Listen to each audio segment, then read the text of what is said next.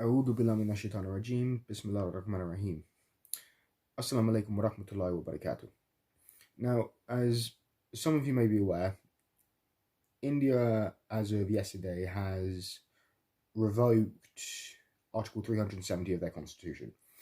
Now, for any of you who don't know what that is, Article 370, specifically Section 35A, is what's the word I'm looking for? It pertains to the governing of the Kashmir region. Now, before this, Kashmir was an autonomous state. It was something that happened due to the 1947 partition of India and Pakistan, and that area in between. Part of it belongs to Pakistan, part of it belongs to India, and there's always been some tension about because both sides wants to control the entire area. Now, like I said, before this, before they revoked the article, Kashmir and the Indian side of it was an autonomous region. You could not move, even if you were born and raised in India, you couldn't, and you were an Indian citizen, you couldn't move to the Kashmir region unless maybe you had permission from the government to do so, from the Kashmiri government. I mean, they were also allowed to people who were born in the Kashmir region were Indian citizens and were allowed to hold position in government. They were allowed to have any jobs. There really wasn't any rights that they weren't allowed to have apart from defense from outside attack, which would then be covered by both India and Pakistan, which seems fair enough. Since the BJP party, which is the Indian Nationalist Party, has revoked this charter, it now has scrapped all of what I've basically just said. So now anyone who lives in India and is an Indian citizen can now move into the region. India's already deployed 35,000 troops into the region, as they say, as a peacekeeping effort. Then they also plan to add 500,000 more, as well as paramilitary troops that are currently moving into the area. Since then, they've also taken over all the schools and colleges. Any figures within the Kashmiri community who are pushing for freedom have been arrested. And they've also gotten rid of all the tourists and the pilgrims that were in the area. They've kicked them all out due to there being a terrorist threat, and they've imposed a strict curfew as well. The final kind of straw of this is the fact that they've also cut off all outside communication. So they've cut out all the internet and all the phone lines, and they say this is to stop any terrorists from making any calls or any contact with each other, which may or may not be true. But it also stops any Kashmiris who are living in the region from documenting what's happening to them and sharing it with the world.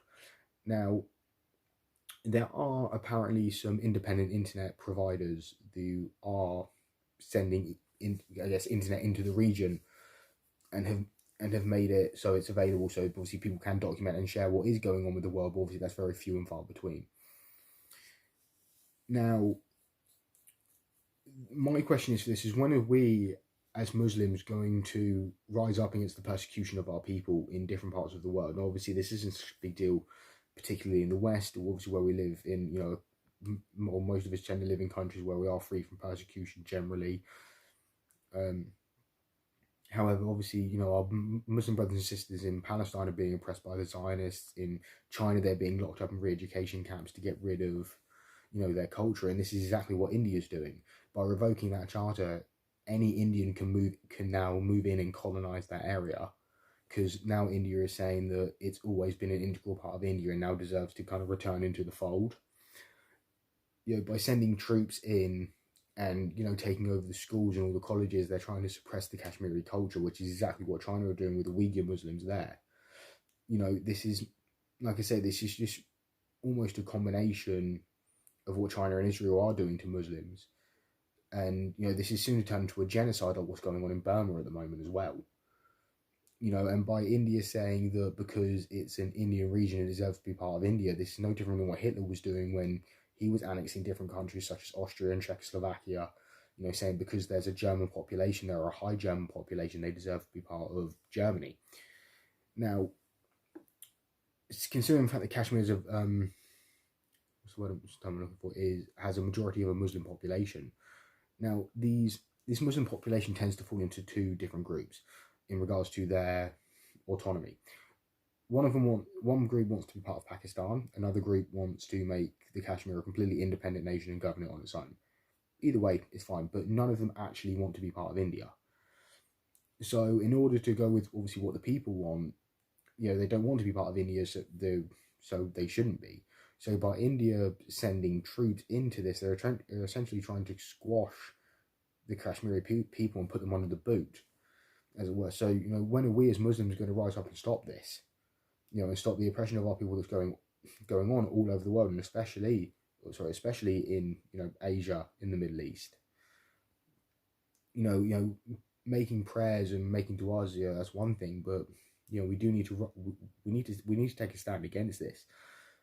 When England invaded Iraq, immediately people were out in the courtyards and the mosques and protesting in front of the embassies because of this. So why aren't we doing that now? Where are our activists? Why are our men hiding, for lack of a better term? Which is one of the reasons I'm making this video, to try and raise awareness of this cause. Donate money to charities to help these people in these regions. If any, send medics and doctors to help the people that are being oppressed. Don't just sit there and pray that it's all going to go away, because we also need to take a stand against this ourselves. But yeah, guys, that's all from me on this one.